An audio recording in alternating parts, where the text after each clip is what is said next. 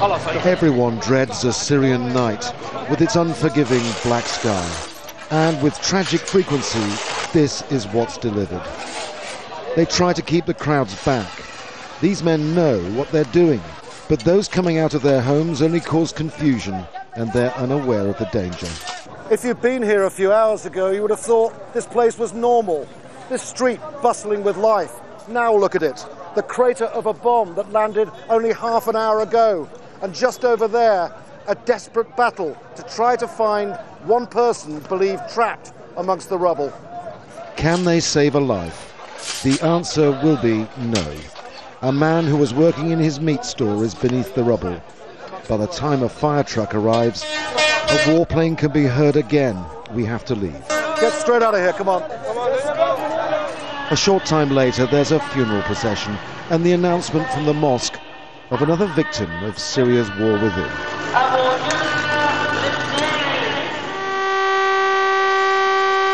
One rusty old air raid siren, hard to hear in some parts of this town, is the latest attempt to help civilians. Opposition forces have posted spotters at main checkpoints, linked by radio to raise the alarm. But it couldn't save the lives of 6 people killed in this bombing. A family and friends in a sitting room died instantly. The council leader who came to help the injured killed in a follow-up attack. A class of students in a makeshift school injured.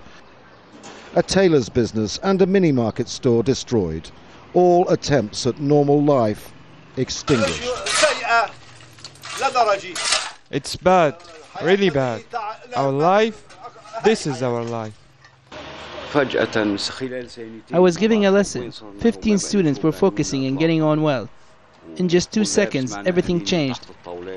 Thank God the ceiling didn't collapse. Abdullah Suka lived next door to the family who were killed. He's determined to move back into his home. Abdullah had been out when the bomb struck.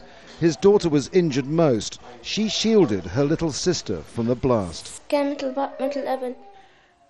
I wish everything could be as it was before. We were living in safety. Now we are afraid to go out, even to throw away the garbage. Was this a random attack? Next door is the local administration building, which was also bombed. And across the road, the rebel military council headquarters. Was this what military strategists might call collateral damage? Or the Assad regime deliberately inflicting punishment on civilians? Questions asked every day in Syria.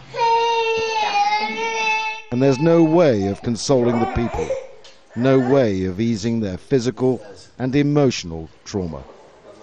Andrew Simmons, Al Jazeera, Al Bab, Syria.